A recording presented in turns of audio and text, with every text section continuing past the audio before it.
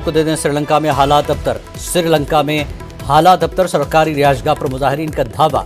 सदर गोटाबाया राजपक्षे फरार हो गए हैं और पुलिस और मुजाहिरीन में झड़प इस वक्त जारी है।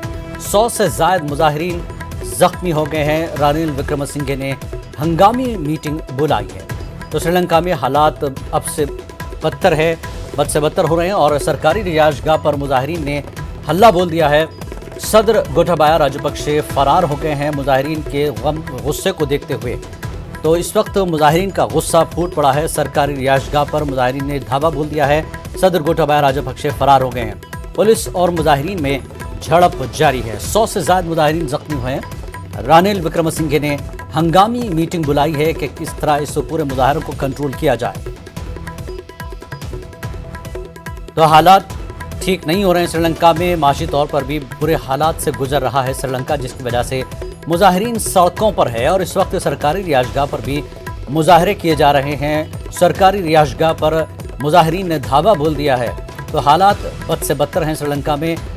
श्रीलंका के सदर गोटाबाया राजपक्षे हालात के पेश नज़र फरार हो गए हैं और पुलिस और मुजाहिरीन में झड़पें जारी हैं।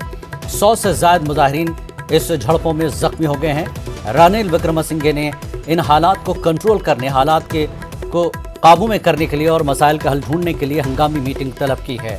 तमाम अहदेदारों से और सरकारी अफसरान के साथ और बाकी सियासी लीडरान के साथ हंगामी मीटिंग बुलाई है कि इन मुजाहिरीन को कैसे रोका जाए, काबू कैसे किया जाए।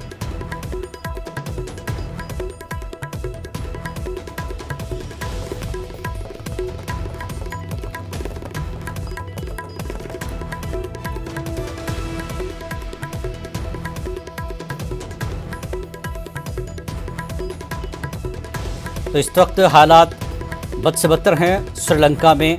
सदर फरार हैं। पुलिस और मुजाहिरीन के बीच झड़प लगातार चल रही है। 100 से ज्यादा मुजाहिरीन जख्मी हुए हैं।